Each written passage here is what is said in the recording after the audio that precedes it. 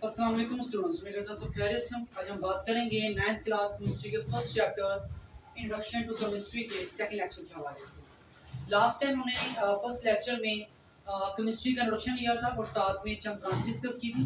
आज बात करेंगे रिमेनिंग ब्रांचेस के हवाले से। तो फर्स्ट ब्रांच जो हम डिस्कस करेंगे आज, that is nuclear chemistry. Now what is the nuclear chemistry? Nuclear chemistry में बेसिकली हम डिस्कस करते हैं, स्टडी करते हैं about radio activity,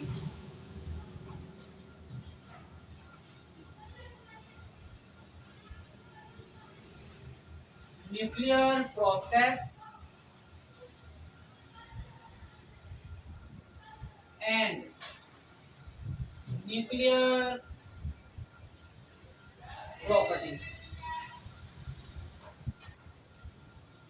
nuclear Khawas, nuclear reaction और रेडियो एक्टिविटी का मुतालिया हमारे पास क्या है?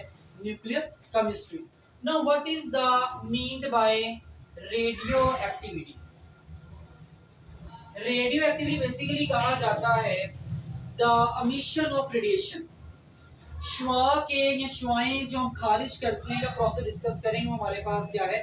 Radio activity, the process of emission of radiation. Radiation के इखराज का अमल हमारे पास क्या है? रेडियो एक्टिविटी है। विच टाइप ऑफ रेडिएशन, कौन सी शुआएं यहाँ से खारिज होंगी? तो there different radiation such as alpha,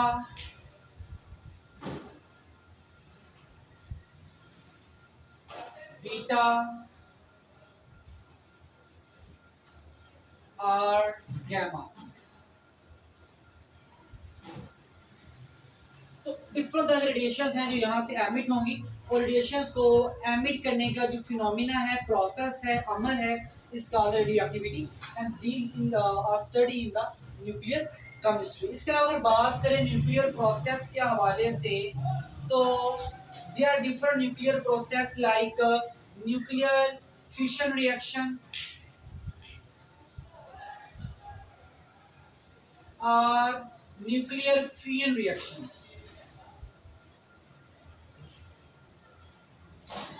fission reaction में बड़ा न्यूक्लियाई छोटे न्यूक्लियस में डिवाइड करेगा, जबकि फ्यूजन रिएक्शन में छोटे न्यूक्लियस के मिलने से बड़ा न्यूक्लियस बनेगा।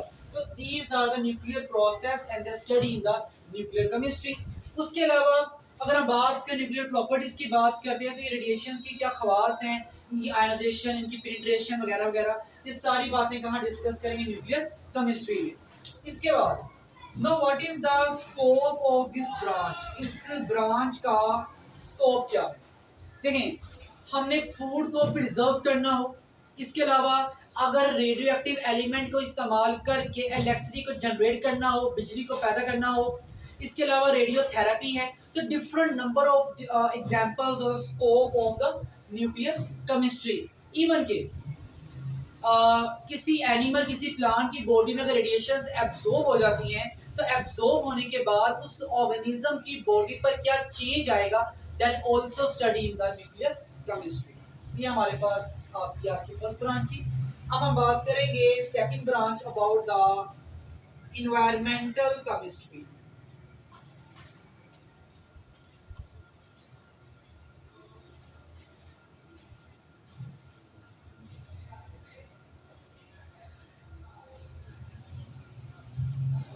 एनवायरमेंटल केमिस्ट्री क्या होती है? इन्वायरमेंटल केमिस्ट्री बेसिकली कहा जाता है कि इन्वायरमेंट के कंपोनेंट की study of components of environment.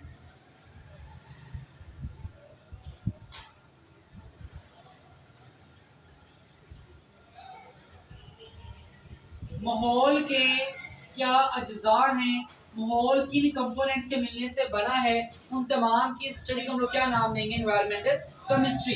इसके साथ साथ यहाँ पर और क्या डिस्कस करेंगे, क्या स्टडी करेंगे?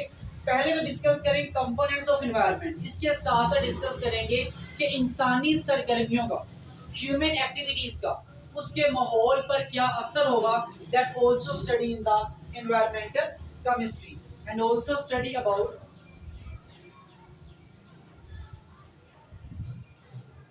impact of human activities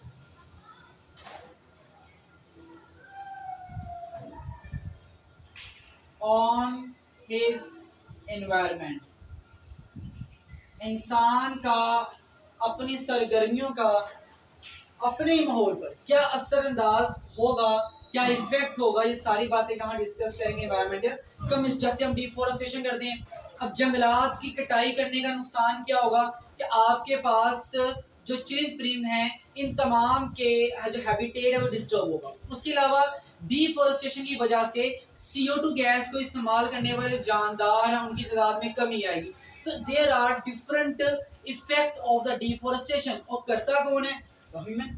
तो ह्यूमन एक्टिविटीज का उसके माहौल पे क्या असर है। इसके अलावा अगर पोल्यूशन की बात करते हैं तो हम डिफरेंट तरह तरह के क्या नाम है फॉसिल फ्यूल्स का इस्तेमाल करते हैं, जिनमें पेट्रोलियम है, कोल है। अब इनको जलाने पर जाहिर सी बात है डिफरेंट गैसेस रिलीज होंगी जो टॉक्सिक गैसेस होती हैं, जहरीली गैसेस। अब वो हमारे एनवायरनमेंट को पोल्यूट करती हैं। अब हमारा एनवायरनमेंट जब पोल्यूट होगा तो उसकी वजह भी क्या हुई? Human activities. तो इंसानी सरगर्मियों का उसके माहौल पर क्या असर है, that all study in the environmental chemistry. Environmental chemistry में डिफरेंट अदर जो ब्रांचेस हैं साइंस की, लाइक जियोलॉजी, बायोलॉजी, इन तमाम को भी हम इसके साथ रिलेट करके डिस्कस करते हैं। खैर इसके बाद बात करेंगे अब last one, that is the analytical chemistry.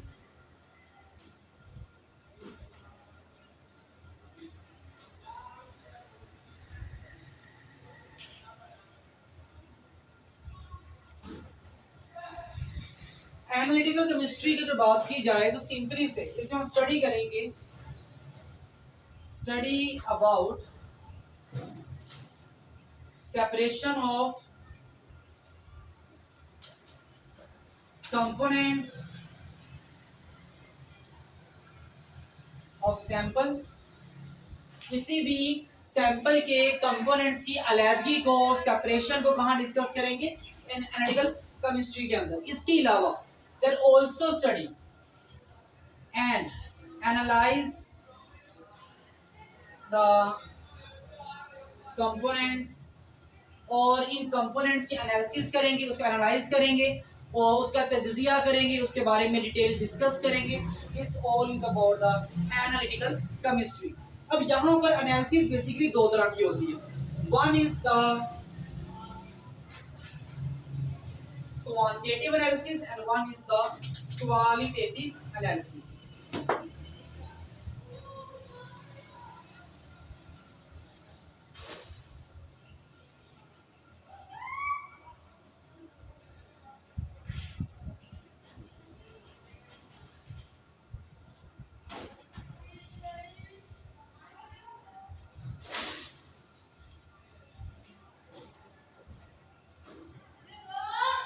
Quantitative analysis, इसमें हम बेसिकली डिस्कस करते हैं अबाउट क्वांटिटी, मकदार के हवाले से कि एक कंपाउंड को बनाने में, एक सैंपल को बनाने में कितने नंबर ऑफ एलिमेंट्स ने हिस्सा लिया, कितने मोल्स ने टेक पार्ट किया। तो this is about the quantity, the quantitative analysis, and this is about quality.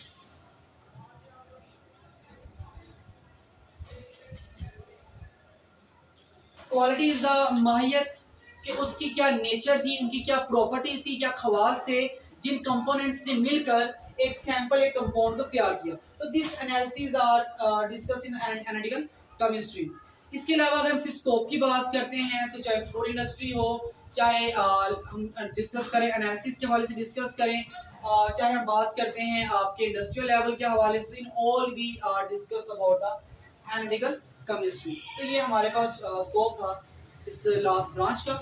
No अब हम डिस्कस करेंगे कुछ टर्म्स के हवाले से। ब्रांचेस हमारी यहाँ वाइंड अप हो चुकी हैं।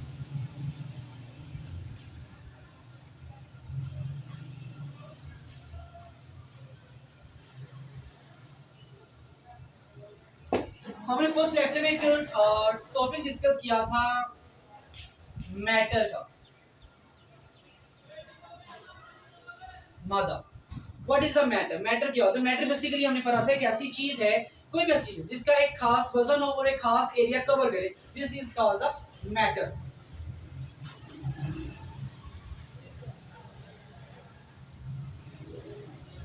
have specific mass and occupy the area, this is called the matter. For example हमारे पास तीन डिफरेंट स्टेट्स की सॉलिड, लिक्विड और गैस, एक फोर्थ स्टेट भी है प्लाज्मा। तो ये टोटल स्टेट्स थी हमारे पास इसकी मैटर की।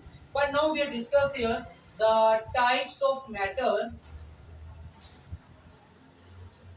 यहाँ पर बेसिकली मादा की मैटर की दो टाइप्स हैं, दो हालतें हैं। वो कौन सी हैं? One is the mixture and one is the substance.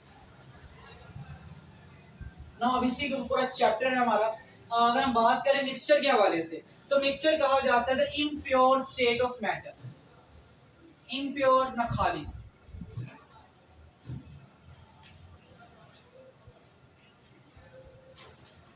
मादा की ना खालिस हालत, मतलब जिसमें इम्प्योरिटीज ऐड हो, उसे हम क्या नाम देंगे? मिक्सचर का नाम देंगे। लेकिन अगर मैटर प्योर स्टेट में खालिस हालत है, उसको क्या नाम देंगे? सब्सटेंस का। तो pure state of matter is called the substance. Now types of mixture. Mixture की जो हमारे पास टाइप्स हैं वो दो हैं। One is the homogeneous mixture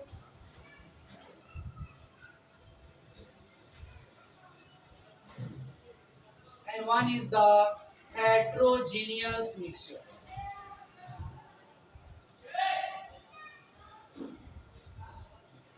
अगर बात करते हैं सब्सटेंस के हवाले से, तो इसकी भी दो टाइप्स हैं। One is the compound and one is the element. Now they are about the mixture and substance. Impure state mixture था, pure state substance था। Mixture की type homogeneous, heterogeneous, substance की type compound और element. Now we'll discuss about the physical properties.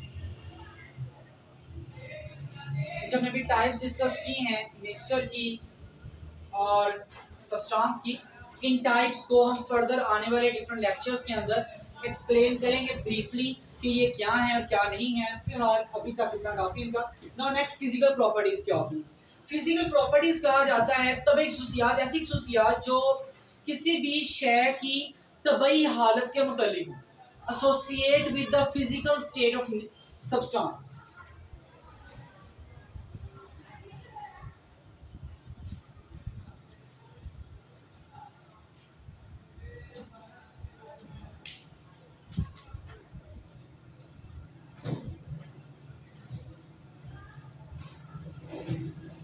किसी भी शय की physical state से एसोसिएट करने वाली प्रॉपर्टीज, किसी भी शय की तबई हालत से मुतालिक जो खसूसियात, उन्हें क्या नाम देंगे?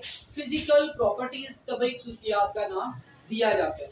फॉर एग्जांपल डेंसिटी है, कलर है, मेल्टिंग पॉइंट है, बॉइलिंग पॉइंट है, they are all about the physical properties. Now what is the chemical properties?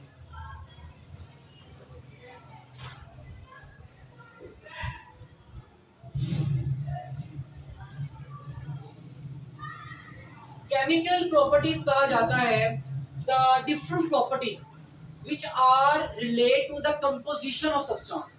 किसी भी शय की तरकीब से मुतालिक, एक है तबई हालत से मुतालिक, अब ये है तरकीब से, कंपोजिशन से मुतालिक, उन्हें क्या नाम देंगे? केमिकल प्रॉपर्टीज का नाम दिया जाएगा। Properties related to composition of substance. मतलब अगर हम बात करते हैं कि हमारे पास यहाँ पर H2O है, तो H2O लिक्विड फॉर्म में एग्जिस्ट करता है, ये इसकी फिजिकल प्रॉपर्टी। इसका melting boiling point 100 degree Celsius, इसकी फिजिकल प्रॉपर्टी है। इसका फ्रीजिंग पॉइंट 0 डिग्री सेल्सियस है, ये इसकी फिजिकल प्रॉपर्टी है। लेकिन अगर हम बात करें केमिकल प्रॉपर्टीज की, तो आपका पास जो वाटर है ये हाइड्रोजन, ये 2 एटम्स और ऑक्सीजन के 1 एटम के मिलने से बना। This is about the composition and that relate to the chemical properties. तो ये हमारे पास आज का थोड़ा सा लेक्चर था। उम्मीद करता हूँ पॉइंट्स क्लियर होंगे। अगर किसी को प्रॉब्लम हो तो कमेंट सेक्शन में बता सकता है।